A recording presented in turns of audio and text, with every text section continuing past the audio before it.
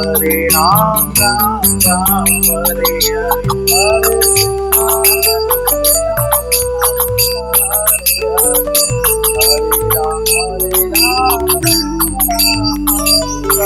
जय राधा गोपीनाथ राधा गोपीनाथ राधे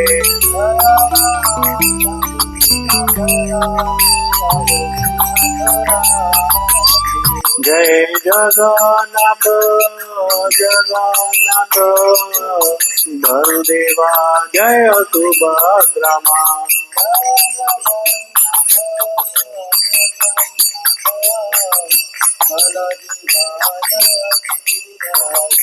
जय लक्ष्मी नरसिंहा लक्ष्मी नरसिंहा लक्ष्मी नरसिंहा जय लक्ष्मी नरसिंहा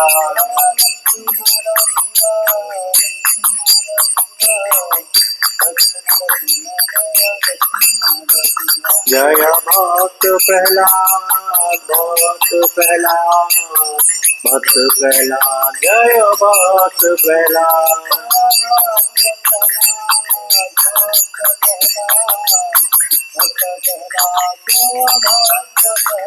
जय गौर निताय गौर निताय गौर निताय जय गौर निताय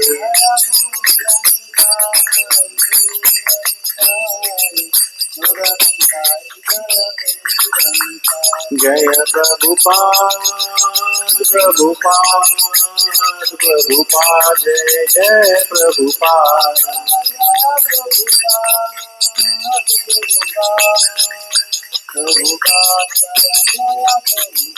जय गुरुदेव गुरुदेव गुरुदेव जय जय गुरुदेव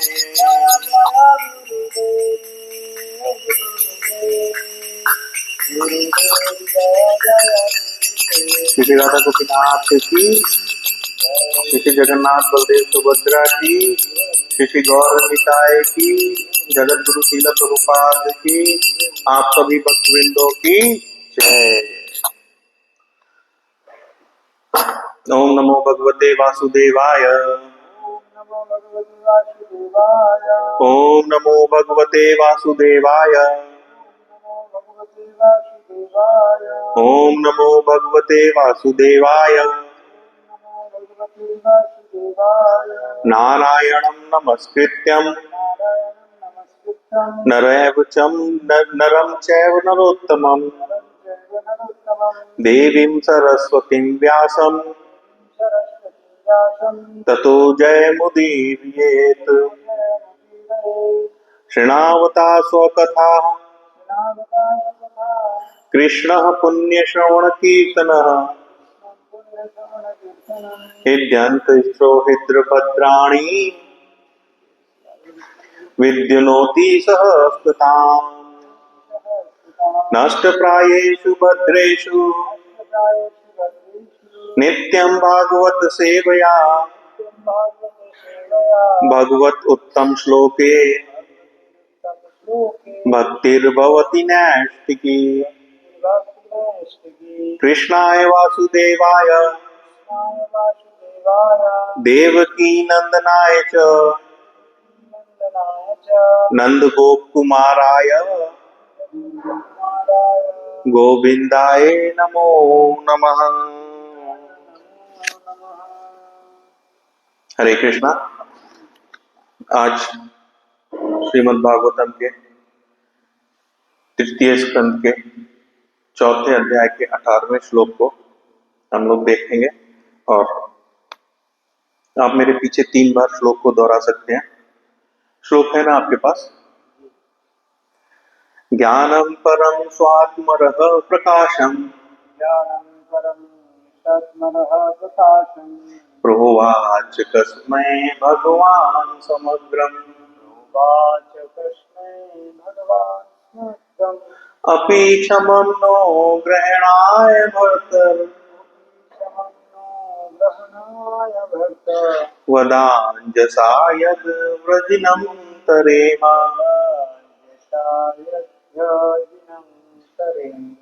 ज्ञानं परं स्वात्मरः प्रकाशम् प्रोवाच कस्मै भगवान् समग्रम् अपि क्षमं नो ग्रहणाय भरत वदाञ्जसा यद् व्रजिनं तरेम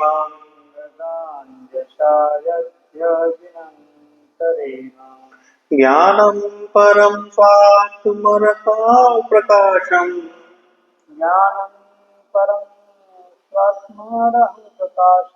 प्रोवाच तस्मै भगवान् समग्रम्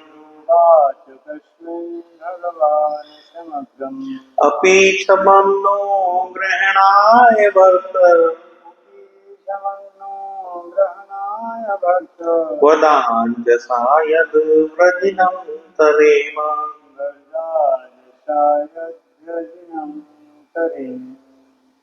ज्ञानं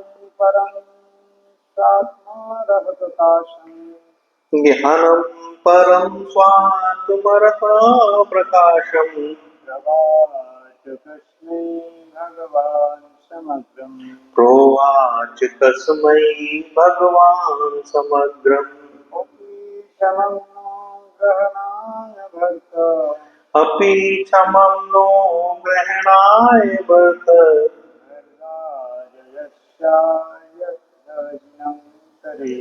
वदाञ्जसा यद् व्रजिनं तरेम।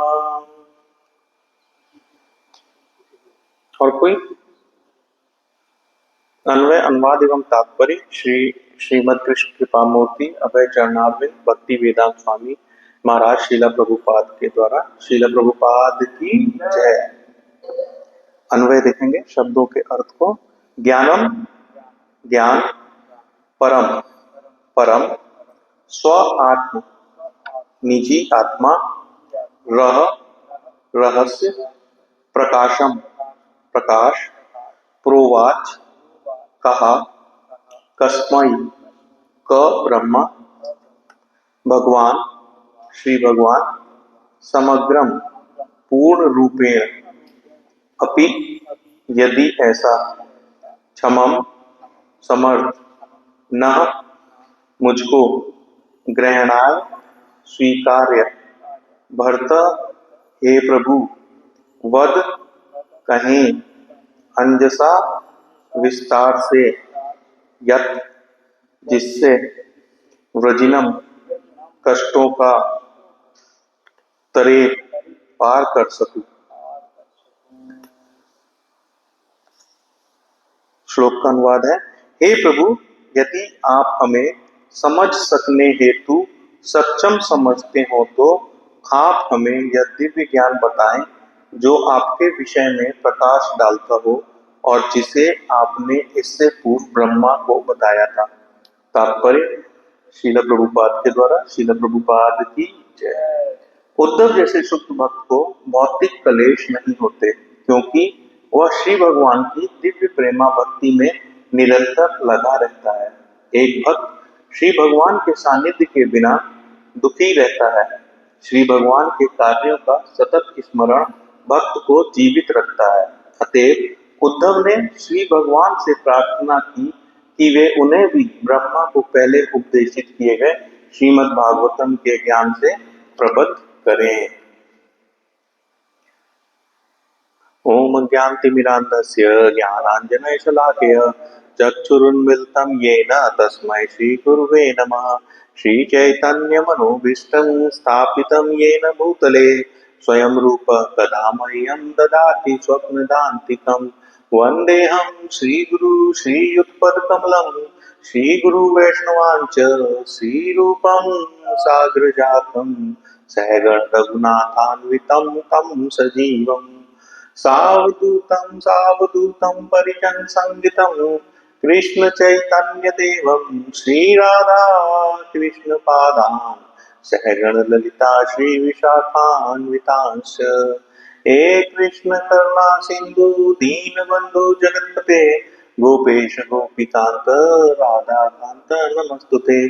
तप्त कांचन गौरांगी राधे वृंदावनेश्वरी वृषभानुसुते देवी प्रणमामि हरिप्रिये। वाञ्छाकल्पतरुभ्यश्च कृपा सिन्धुभ्यश्च च पतितानां पावनेभ्यो वैष्णवेभ्यो नमो नमः। जय श्री कृष्ण चैतन्य प्रभु नित्यानंद, श्री अद्वैत गदाधर श्रीवासादि गौर भक्त वृंद। हरे कृष्णा कृष्णा कृष्णा हरे हरे, हरे राम राम राम हरे हरे।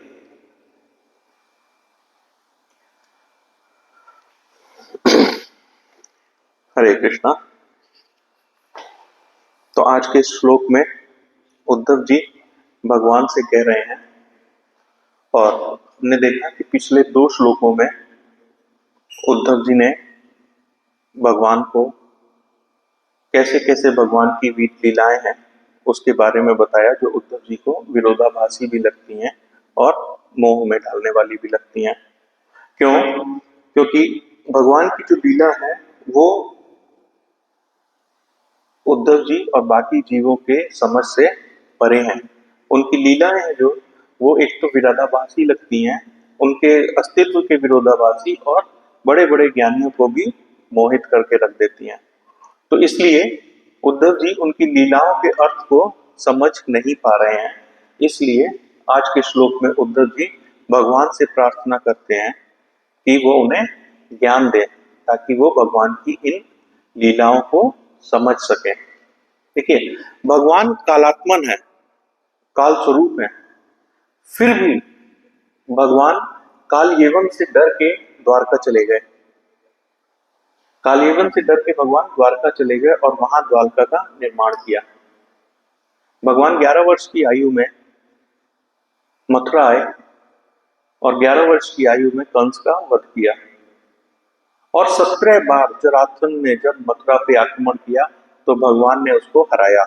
हर साल एक बार आता था वो, साल में एक बार, और 17 बार हराया, अर्थात 17 वर्ष भगवान मथुरा में रहे। और 18वें वर्ष में काल से, यौवन के डर से, युद्ध के भय से भगवान द्वारका चले गए।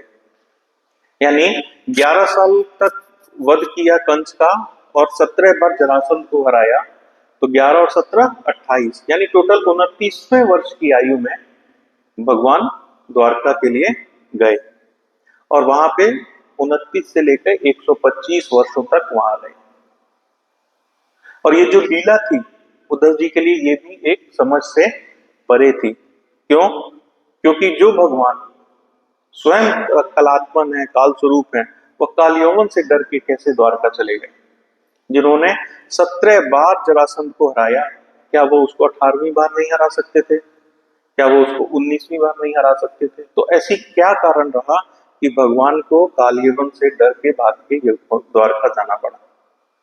ये लीलाएं जो है वो भगवान की समझ से परे हैं। जैसे नरकासुर का वध करने के बाद भगवान ने उसका सारा धन चुरा लिया। सारा धन उठाओ, द्वारका लेके चलो, द्वारका लेके चलो, जैसे उन्हें धन की कोई कमी हो। क्या भगवान को धन की कोई कमी है? स्वयं लक्ष्मी उनके चरणों में विराजमान है, सारा धन ही भगवान का है, फिर भी ये लीला भगवान ने की। ये लीलाएं जो थी, ये सारी की सारी लीलाएं उद्धव जी के लिए बड़ी विरोधाभासी और उनको मोहित करने वाली थी। वो भगवान के असली स्वरूप को समझने ही नहीं दे रही थी। इसलिए भगवान से उद्धव जी ने यहाँ पे बोला कि आप मुझको ऐसा ज्ञान दीजिए, आप मुझको ऐसा ज्ञान दीजिए जो इस लीला के तत्व को मुझे ठीक से समझा सके। लीलाओं में यदुकुल का नाश, जो यदुकुल भगवान का सबसे प्रिय साथी थे, उनका भी भगवान की लीला के द्वारा ही विनाश हुआ। तो यदुवंश का विनाश, भगवान का तिरोभाव जो भी आगामी भविष्य में होने वाला था, ये सारी लीलाएं और इन सारी लीलाओं से उत्पन्न जो दुख है, जो संशय है उद्धव जी के मन में, उस संशय, उस दुख को दूर करने के लिए उद्धव जी ने यहाँ पे भगवान से प्रार्थना की है कि हे प्रभु, अगर आप हमें समझ सकने हेतु सक्षम समझे तो, यानी अगर मैं योग्य हूं तो आप हमें वह दिव्य ज्ञान बताएं जो आपके विषय में प्रकाश डालता हो और जिसे आपने इससे पूर्व ब्रह्मा जी को बताया था। ठीक है। श्लोक संख्या 13 में हमने देखा कि भगवान ने स्वयं उद्धव जी से कहा है कि मैं तुम्हें ऐसा ज्ञान दूंगा जो मैंने ब्रह्मा को दिया था। और वो ज्ञान कैसा था? उस ज्ञान को क्या बोला? यत सूर्यो भागवतम वदंती, जिसे ऋषिगण भागवतम कहते हैं, जिसे ऋषिगण भागवतम कहते हैं। और वो ज्ञान किस चीज का है? ज्ञानम परम गुह्यम के यत ज्ञान समन्वितम सरहस्यम तदंच गृहणात गदितम मया। अर्थात श्री भगवान कहते हैं कि मेरा जो ज्ञान परम गोप्य है, विज्ञान से युक्त है और भक्ति के सहित है, उसको और उसके साधन को मैं कहता हूं सुनो। भगवान ने आगे क्या बोला? भगवान यह कह रहे हैं, यावान हम यथा भावो यद रूप गुण कर्म का तथैव तत्व विज्ञान वस्तु ते मदनुग्रहात्। अर्थात मेरे जितने स्वरूप हैं, जिस प्रकार मेरी सत्ता है और जो मेरे रूप गुण कर्म है, मेरी कृपा से तुम उसी प्रकार तत्व के विज्ञान को समझ सकने में सक्षम होगे। ये जो भागवतम का ज्ञान है, जो यहाँ पे ब्रह्मा जी को भी दिया है भगवान ने, आपने इससे पूर्व ब्रह्मा जी को बताया है। ये बात उस समय की है जब ब्रह्मा जी की को सृष्टि को बनाने का कार्य श्री भगवान के द्वारा दिया गया, तो ब्रह्मा जी ने उसमें अपनी असमर्थता बताई। फिर भगवान ने ब्रह्मा जी को चतुश्लोकी भागवतम का ज्ञान दिया, जिस ज्ञान के सहारे ब्रह्मा जी ने इस सृष्टि का निर्माण किया। तो ये जो चतुश्लोकी भागवतम है, ये चतुश्लोकी भागवतम की ही उद्धव जी बात कर रहे हैं कि जो आपने ज्ञान ब्रह्मा जी को दिया था, चतुश्लोकी भागवतम का ज्ञान, वो अगर आप ठीक समझते हैं और अगर आपको लगता है कि मैं इसके योग्य हूं, तो ये ज्ञान मुझको भी दीजिए, ताकि मैं आपकी लीलाओं के असली तत्व को समझ सकूं। क्योंकि भगवान की लीलाएं समझना हर किसी के बस की बात नहीं है। और भगवान की लीला कभी कभी एक ऐसी होती है, उनके अस्तित्व की विरोधाभासी होती है। भगवान परम है, परम शक्तिशाली हैं, लेकिन कालयवन से डर के भी भाग जाते हैं। भगवान षड ऐश्वर्य पूर्ण है, लेकिन नरकासुर का धन भी चुराते हैं। तो ये जो लीलाएं हैं भगवान की, ये बड़ी विरोधाभासी हैं। तो इस लीलाओं को समझने को, इन लीलाओं के तत्व को समझने के लिए हमें ठीक प्रकार से उस ज्ञान की आवश्यकता है, जो ज्ञान कैसा है? परम ज्ञान, दिव्य ज्ञान। परम अर्थात भौतिक प्रकृति के तीनों गुणों से परे ज्ञान, उत्तम ज्ञान, उससे बढ़कर कुछ भी नहीं है। ऐसा ज्ञान मांग रहे हैं उद्धव जी श्री भगवान से आज के श्लोक में।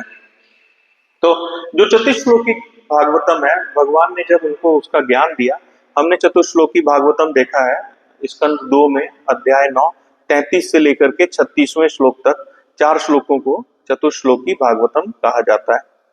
तो इन 4 श्लोकों भागवतम में भगवान ने मेन पॉइंट क्या दिया ब्रह्मा जी को? सबसे पहले भगवान ने पहले श्लोक में भगवान ने ब्रह्मा जी को बताया कि भौतिक तथा आध्यात्म में भगवान के कौन कौन से रूप हैं और उनकी क्या व्याख्या है। अर्थात भगवान ने भगवत तत्व का वर्णन किया है।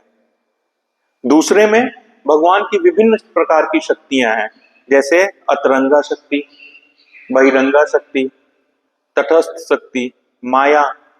ये भगवान की विभिन्न प्रकार की शक्तियां हैं। तो इन शक्तियों का भगवान संचालन कैसे करते हैं और ये शक्तियां कार्य किस प्रकार से करती हैं, इस चीज को दूसरे श्लोक में भगवान ने ब्रह्मा जी को बताया। अर्थात माया तत्व का इसमें उन्होंने वर्णन किया। तृतीय श्लोक में भगवान ने अपनी तटस्थ शक्ति को संचालित करते हैं, कैसे संचालित करते हैं उसके बारे में उन्हें व्याख्या की, अर्थात जीव तत्व की व्याख्या की गई है।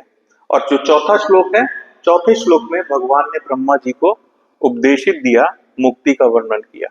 उसमें उन्होंने उन्हें मुक्ति के बारे में ज्ञान दिया। तो इस तरीके से ये जो 4 श्लोक हैं श्रीमद् भागवतम के चतुर्श्लोकी हैं, ये इनके 4 तत्वों का ज्ञान ब्रह्मा जी को भगवान ने अपने श्रीमुख से दिया। उसके उपरांत ही ब्रह्मा जी ने इस सृष्टि का निर्माण किया। तो वही ज्ञान जो कालांतर में भगवान ने श्री ब्रह्मा जी को दिया, आज उद्धव जी उसी ज्ञान की भगवान से प्रार्थना कर रहे हैं कि आप मुझको वही ज्ञान दीजिए जो आपने श्री ब्रह्मा जी को दिया है। और उन्होंने इसको मांगने के पीछे क्या कारण रहा है, क्योंकि पीछे 3.4.13 में भगवान ने स्वयं उद्धव जी को बोला है कि तुम मेरे सबसे प्रिय हो, इसलिए मैं तुम्हें वो ज्ञान दूंगा जिसे ऋषिगण भागवत कहते हैं। तो भागवतम का अर्थ क्या है? भागवतम है क्या? भागवतम का अर्थ है भगवत एक विषय। भागवतम का सिर्फ एक ही विषय है और वो है भगवान श्री कृष्ण। भागवतम में 10 विषय हैं। 10 विषय हैं, हमने पढ़ा है फर्स्ट कैंटो में भागवतम के 10 विषय हैं। तो वहां पे क्या आता है? अत्र सर्गो, कौन कौन से हैं वो? शिशुक उपसुक उवाच अत्र सर्गो विसर्गश्च स्थानम पोषणम मूर्तयः मनवंतरन्येषु कथा निरोधो मुक्ति आश्रय। भागवतम के 10 मूल तत्व हैं। पहला सर्ग, फिर विसर्ग, फिर स्थान, फिर पोषण, उति, मनवंतर, ईशानु कथा, निरोध, मुक्ति और आश्रय। आश्रय किसका? किसका आश्रय? परम श्री भगवान का आश्रय। यानी भागवतम का जो 9 तत्व हैं, वो 9 तत्व भागवतम में सिर्फ इसलिए हैं ताकि आश्रय तत्व को वो निरूपण कर पाए। आश्रय तत्व कि हमें, हम भक्तों को, हम बद्ध जीवों को भगवान का आश्रय लेना है, इस चीज को समझाने के लिए श्रीमद् भागवतम में 10 तत्वों को निरूपण किया गया है। अन्यथा भागवत में सिर्फ एक विषय है और ये विषय है कि भगवान सबके नियामक हैं। पूरी भागवतम का एक ही विषय है। वो विषय क्या है? कि भगवान श्री कृष्ण ही है। भगवान कौन है? श्री कृष्ण ही भगवान है। ये पूरी भागवतम का निचोड़ है कि भागवतम का निचोड़ है कि ये भगवान है। और इसी बात को आगे चल के भागवतम की महिमा को बताने के लिए शौनक आदि ऋषियों को शील सुखदेव गोस्वामी की कथा जो सुने हैं, सूत गोस्वामी जी, सूत गोस्वामी जी शौनक आदि ऋषियों को आगे चल के भागवतम की महिमा के बारे में क्या कहा है? क्षेत्राणाम चैव सर्वेषां यथा काशी अनुत्तमा तथा पुराण व्रता नाम श्रीमद् भागवतम द्विजः। अर्थात हे ब्राह्मणों, जिस प्रकार तीर्थों में काशी नगरी श्रेष्ठ है, उसी प्रकार समस्त पुराणों में श्रीमद् भागवतम श्रेष्ठ है। श्रीमद् भागवतम की इतनी महिमा बताई गई है। श्रीमद् भागवतम हर पुराणों में श्रेष्ठ है। और इसी श्रेष्ठ ज्ञान को ब्रह्मा जी को भगवान ने दिया, उसका विस्तार करके ब्रह्मा जी ने नारद मुनि को दिया, नारद मुनि ने विस्तार करके वेदव्यास महाराज को दिया, वेदव्यास जी ने विस्तार से सुखदेव गोस्वामी को दिया, सुखदेव गोस्वामी ने परीक्षित महाराज को दिया, और उसी कथा में सूत गोस्वामी ने उसको सुना और आगे नैमिषारण्य के वन में शौनक आदि ऋषियों को दिया। और वही ज्ञान आज विस्तार होते होते हमारे पास श्रीमद् भागवतम के स्वरूप में है। तो इसी ज्ञान को लेने के लिए भगवान से क्या प्रार्थना करते हैं उद्धव जी कि यदि आप मुझे समझ सकने हेतु सक्षम समझते हो तो। देखिए, उद्धव जी ने डायरेक्ट भगवान को ये नहीं कहा कि मुझे वो ज्ञान दीजिए। उन्होंने क्या कहा भगवान से कि अगर भगवत इच्छा है तो, अर्थात अगर भगवान को मुझ में कोई योग्यता नजर आती है उस ज्ञान को ग्रहण करने की, तब आप मुझको वो ज्ञान दीजिए। हम सब के अंदर, देखिए, हम सब के अंदर भगवान बैठा है और हम सब की योग्यता भगवान को पता है। हम अपनी योग्यता बाहर किसी से छुपा सकते हैं, लेकिन अंदर बैठे भगवान को हमारी योग्यता पता है। उसी के हिसाब से भगवान ये निर्णय लेते हैं कि हमारे हृदय में कितना ज्ञान प्रकाशित होना चाहिए। देखिए, मैं हमेशा एक बात पूछता हूं कि भाई, आपको समझ आ रहा है मैं क्या कह रहा हूं? मैं ये बात हमेशा दोहराता हूं, आप समझ नहीं पा रहे हैं मैं क्या कहना चाह रहा हूं? तो यहां बैठे बैठे मैं ये अंदाजा नहीं लगा सकता कि मेरे बोले हुए वाक्यों का, मेरे बोले हुए शब्दों का क्या आप ग्रहण कर पा रहे हैं और क्या आप ग्रहण नहीं कर पा रहे हैं। कितना मेरे वाक्यों से आपको ज्ञान की प्राप्ति हो रही और कितनी नहीं हो रही। लेकिन आपके अंदर जो भगवान बैठे हैं वो आपको उतना ही ज्ञान ग्रहण करने की अनुमति देते हैं जितने की हम और आप योग्य होते हैं। देखिए, जिंदगी में एक बात तो बड़ी गांठ बांध के रख लीजिए कि हमें उतनी ही ज्ञान मिलेगा जितना ज्ञान हमें के हम योग्य हैं। हम कभी बड़े परेशान हो जाते हैं ना किसी ज्ञानी को देख के, इनको इतना ज्ञान है, मुझे ज्ञान नहीं है, मुझे ये ज्ञान नहीं है, मुझे वो ज्ञान नहीं है।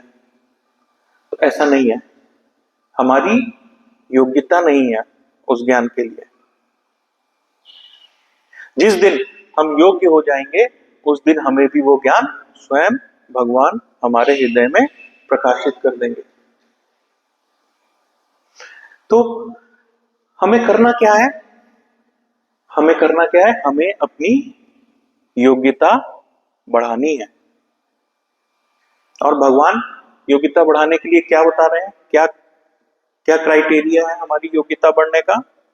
भगवान कह रहे हैं, इदं तु ते गुह्यतम प्रवक्ष्याम अनुसूयते ज्ञानम विज्ञान संगितम यज्ञात्वा मोक्षसे शुभात्। हे अर्जुन, क्योंकि तुम मुझसे कभी ईर्ष्या नहीं करते, अतः मैं तुम्हें यह परम गुरु ज्ञान तथा अनुभूति प्रदान करूंगा जिसे जानकर तुम भौतिक संसारों के दुख से मुक्त हो जाओगे। भगवान ने यह ज्ञान अर्जुन को क्यों दिया? क्यों? क्योंकि अर्जुन में क्या योग्यता थी? वो भगवान से कभी ईर्ष्या नहीं करते थे। तो अगर हमें अपने भीतर ये योग्यता बढ़ानी है तो हमें क्या करना पड़ेगा? हमें अर्जुन की तरह बनना पड़ेगा। भगवान की पूर्ण शरणागति ग्रहण करनी पड़ेगी। आधी अधूरी कच्ची पक्की से काम नहीं चलेगा। पूर्ण शरणागति। भगवान स्वयं अपने मुख से श्रीमद् भगवत गीता में क्या कह रहे हैं? सर्वधर्मान् परित्यज्य माम एकम शरणम व्रज। माम एकम शरणम व्रज, केवल मेरी एक शरण में आओ। भगवान ने ये नहीं कहा सोमवार को इधर जाओ, मंगलवार को उधर जाओ, बुधवार को उधर जाओ, बृहस्पति को उधर, शुक्र को उधर, शनि को इधर, और संडे जब कोई फ्री नहीं है तो इधर आओ। पूर्ण रूपेण शरणागति। माम एकम शरणम व्रज अहम त्वाम सर्व पापेभ्यो मोक्षयिष्यामि मा शुचः। भगवान गारंटी ले रहे हैं इस बात की कि अगर हम पूर्ण रूप से भगवान को शरणागत करते हैं तो भगवान हमारे पापों को हरने की गारंटी ले रहे हैं। हम कोई भी छोटा सा सामान लेने बाजार में जाते हैं, दुकानदार से क्या पूछते हैं? अरे भाई, इसकी कोई गारंटी है? दुकानदार क्या कहता है? अरे साहब, मैं बैठा हूं ना, आप लेके जाओ। और हम उसकी बात पे विश्वास करके उस सामान को ले आते हैं। ले आते हैं ना प्रभु जी। हम उस आदमी पे विश्वास कर लेते हैं जिसको हमें पता है कि समय आने पे ये मुकर जाएगा, लेकिन हम उस भगवान की बात पे विश्वास नहीं कर पाते हैं जो इस संसार का नियामक है, जो हम सबके मालिक हैं। हम उनकी बात पे विश्वास नहीं कर पाते हैं। तो कहां पे हम कह रहे थे कि भगवान ज्ञान देने के लिए ना, भगवान ज्ञान देने के लिए हम आपसे ज्यादा ललायित हैं, लेकिन भगवान देखते हैं कि हम उसके लिए कब योग्य बनेंगे। ये कमी किसकी है? देने वाले की नहीं है। यहां कमी किसकी है? लेने वाले की है। हम अपने आप को योग्य ही नहीं बना पा रहे हैं कि भगवान हमें ज्ञान से प्रकाशित करें। और यकीन मानिए, जब तक हमारे हृदय में भगवत ज्ञान प्रफुल्लित नहीं होगा, तब तक भगवान की प्राप्ति नहीं हो सकती। जब ज्ञान आएगा, वो ज्ञान विज्ञान में बदलेगा और उस विज्ञान के सहारे हम भगवत को पा सकते हैं। तो यहां उद्धव जी क्या प्रार्थना यही कर रहे हैं कि आप वही ज्ञान दीजिए जो ब्रह्मा जी को आपने दिया था। और क्यों दीजिए? क्यों दीजिए? भगवान से क्यों प्रार्थना कर रहे हैं? वो ज्ञान मुझको क्यों दीजिए? कह रहे हैं यद व्रजिनम तरेमा, अर्थात यद का मतलब व्रजिनम, कष्टों को, तरेम पार कर सकूं, जिससे मैं कष्टों को पार कर सकूं। उद्धव जी को कौन से कष्ट हैं इस वक्त? यदुवंश का नाश। उद्धव जी को इस बात का कष्ट है, यदुवंश का नाश हो चुका है। ये भगवान की कैसी लीला है कि अपने सबसे प्यारे यदुवंश को भगवान ने उन्हीं के हाथों विनाश करा दिया। और आगे अब भगवान का तिरोभाव होने वाला है।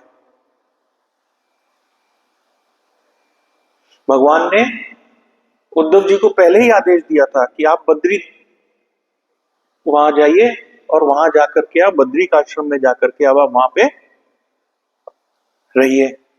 लेकिन उद्धव जी जो भगवान से अत्यंत प्रेम करते थे, उन्होंने भगवान की उस बात को नहीं मानी और भगवान के पीछे पीछे पीछे पीछे चलते चलते यहां आ गए। देखिए, जब अतिशय प्रेम होता है ना किसी के संग, तो कभी कभी ये परिस्थिति आ जाती है कि वो आदेश की अवहेलना कर देते हैं। उद्धव जी ने भगवान के बद्रिक आश्रम में जाने की अवहेलना, आदेश को नहीं मानते हुए भगवान के पीछे पीछे यहां तक आए हैं।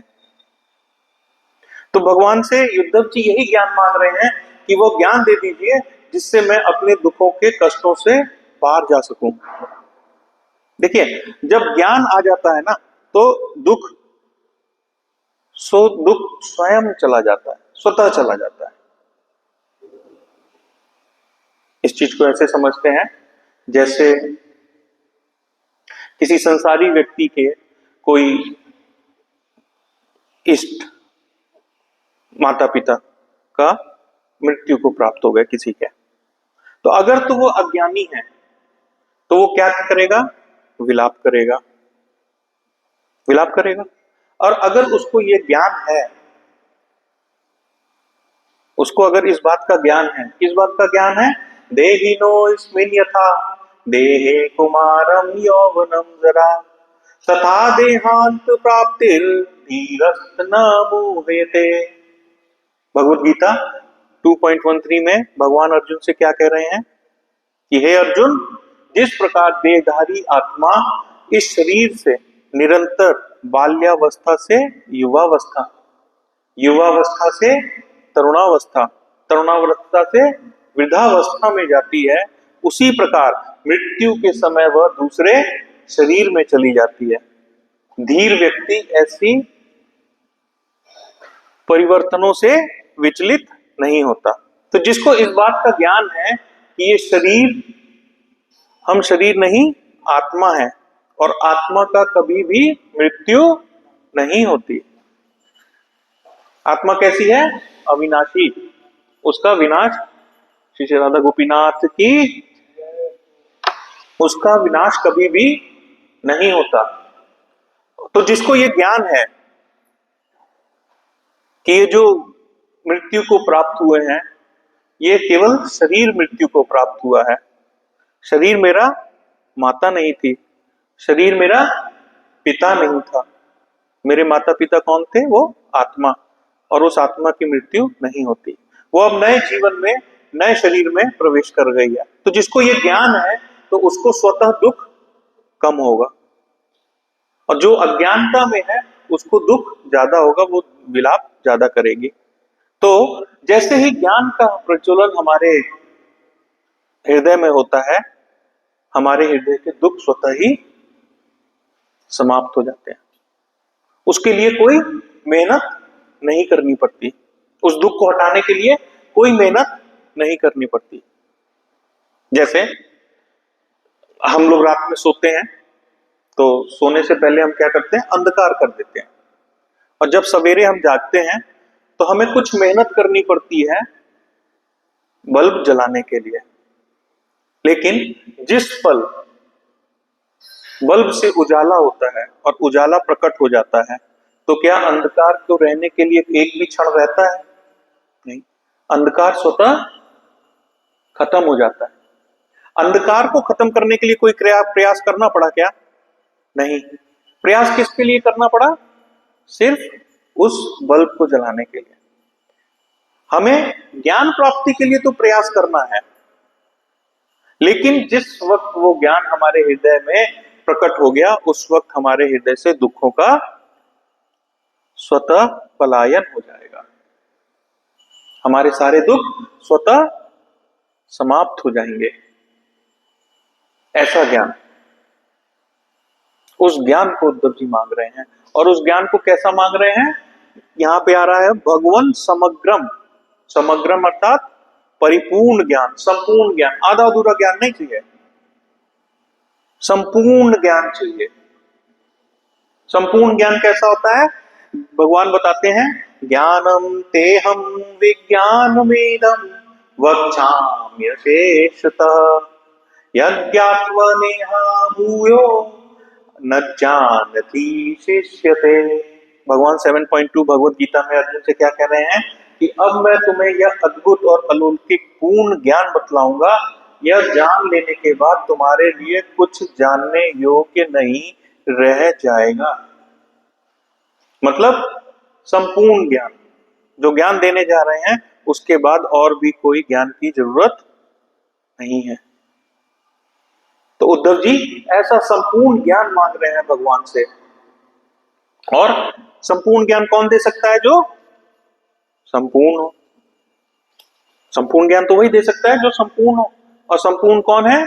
संपूर्ण केवल श्री कृष्ण ही है। तो ऐसा ज्ञान कौन दे सकता है? केवल भगवान श्री कृष्ण ही दे सकते हैं। और वो ज्ञान क्या है? वो है भागवतम का ज्ञान। तो भागवतम की ऐसी महिमा बताई गई है कि उस ज्ञान के बाद फिर किसी भी और ज्ञान की आवश्यकता नहीं रह जाती। लेकिन कभी कभी हम बद्ध जीवों को क्या लगता है, या कभी कभी नए भक्तों को क्या लगता है कि नाम जप ही इंपॉर्टेंट है, भागवतम इंपॉर्टेंट नहीं है। लेकिन ऐसा बिल्कुल नहीं है।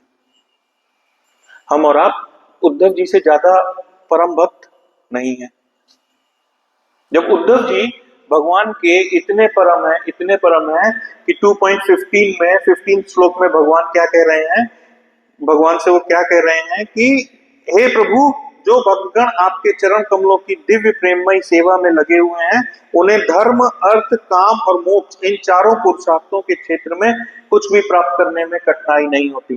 4 पुरुषार्थ हैं जो हर मनुष्य को करने हैं, धर्म, अर्थ, काम और मोक्ष। जो भगवान की चरण की सेवा करते हैं, उन्हें इन 4 पुरुषार्थों को करने के लिए कोई अलग से कार्य करने का या प्रयत्न करने की जरूरत नहीं है। लेकिन उद्धव जी भगवान के इतने प्यारे हैं कि उन्होंने इसको भी छोड़ करके, वो कहते हैं, किंतु हे भूमन, जहां तक मेरा संबंध है, मैं आपके चरण कमलों की प्रेमा भक्ति में ही अपने आप को लगाकर श्रेयकर माना है। चारों पुरुषार्थ को भी वो श्रेयकर नहीं मान रहे हैं। श्रेयकर किसे मान रहे हैं? भगवान की कमल चरणों की सेवा को। कितने शुद्ध भक्त हैं, इतने शुद्ध भक्त हैं उद्धव जी। हमें से कोई उनके स्तर पे तो है नहीं। उसके उपरांत भी वो भगवान से श्रीमद् भागवतम के ज्ञान सुनने के लिए ललायित हैं। और हम यहाँ क्या कहते हैं कि भागवतम इंपॉर्टेंट नहीं है। भगवान के परम भक्त पार्षद सुखदेव गोस्वामी जी, परीक्षित महाराज, सब सुन रहे हैं भागवतम को। बस बद्ध जीव नहीं सुन रहा है। क्यों? क्योंकि उसके भागवतम के महिमा का ज्ञान ही नहीं है उसको। भागवतम की महिमा के बारे में उसको पता ही नहीं है। देखिए, ज्ञान और अज्ञान दोनों परस्पर विरोधी हैं।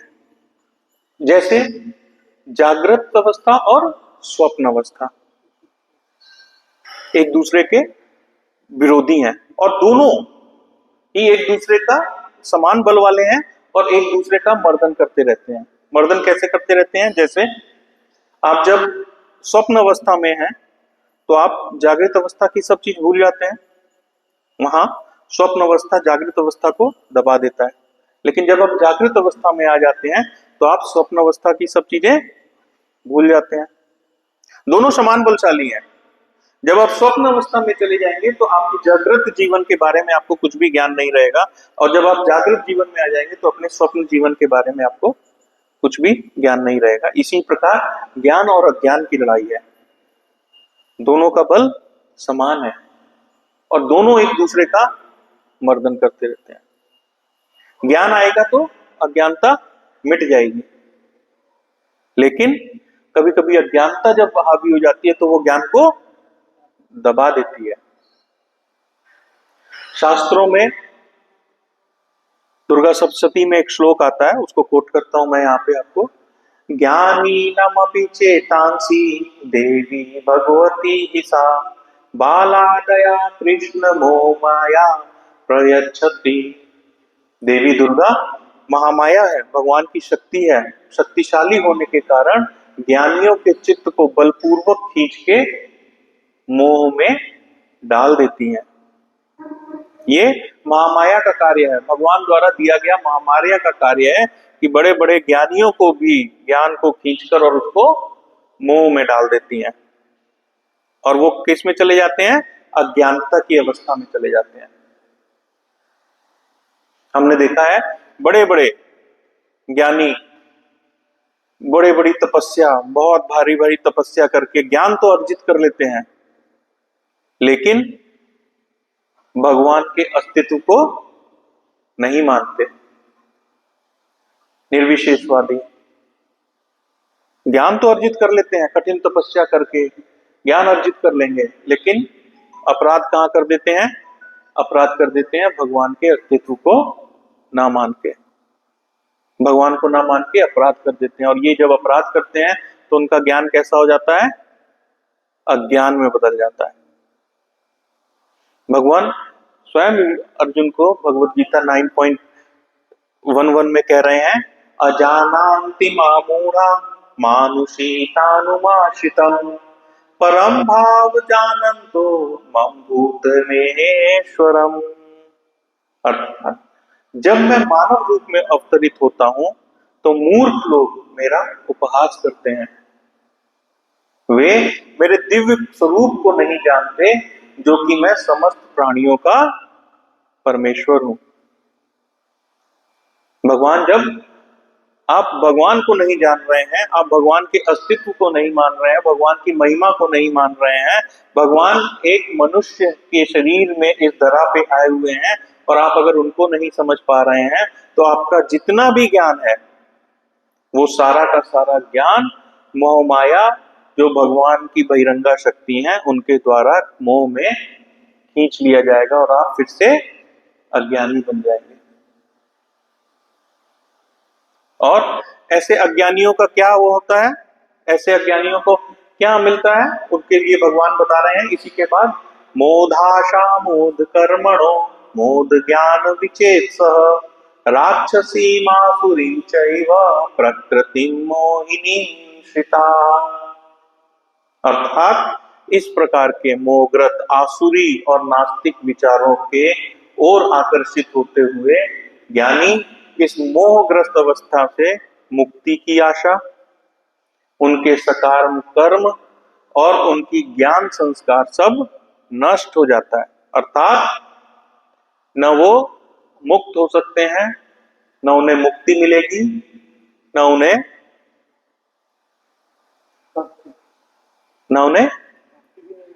मुक्ति भी नहीं मिलेगी, भक्ति भी नहीं मिलेगी, स्वर्ग भी नहीं मिलेगा, और उनके सारे के सारे ज्ञान संस्कार नष्ट हो जाते हैं।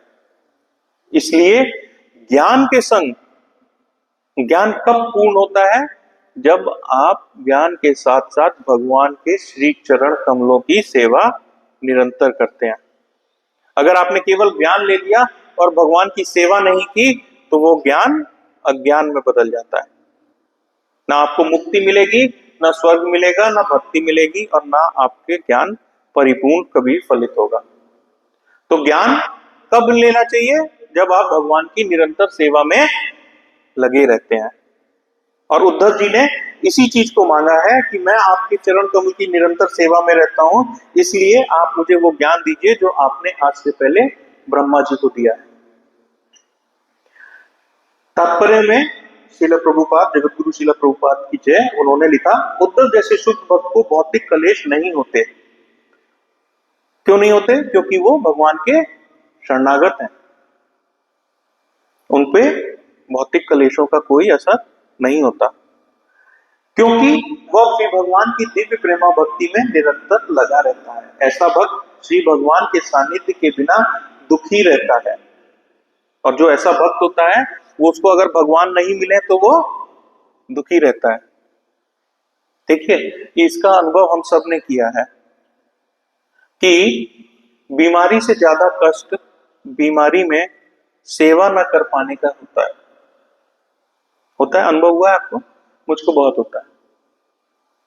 सर दर्द, जुकाम, बुखार, इसका उतना कष्ट नहीं होता है जितना कष्ट इसका होता है कि मैं माला ठीक से नहीं कर पा रहा, भगवान की सेवा नहीं कर पा रहा।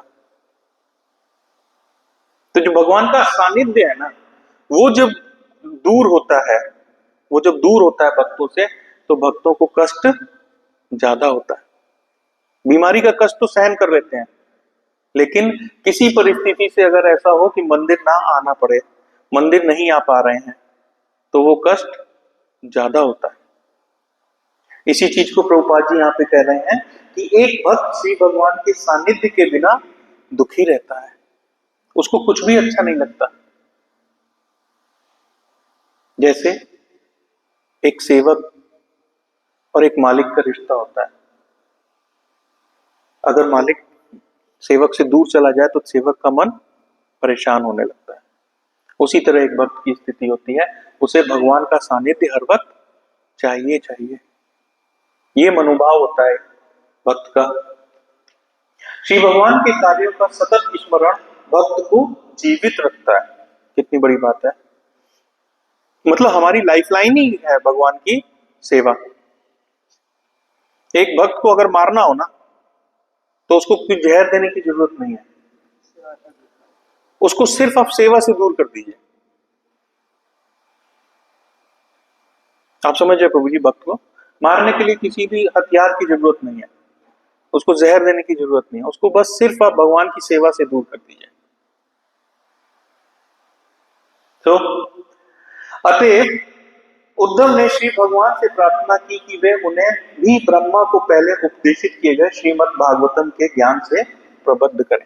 वही ज्ञान दें जो श्रीमद् भागवतम में के मूल रूप में भगवान ब्रह्मा को दिया। और उस ज्ञान में भगवान ने उनको क्या दिया था?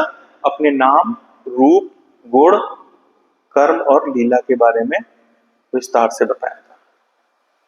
तो आगे चल के वो ज्ञान मिलेगा। अब आगे के श्लोकों में आएगा उद्धव जी को कैसे वो ज्ञान दिया और क्या क्या आगे लीलाएं हुई, वो हम आगे के श्लोकों में पढ़ेंगे। तो आज को वाणी को यहीं पे विश्राम देते हैं। आप भक्तों पे कोई प्रश्न, टीका, टिप्पणी?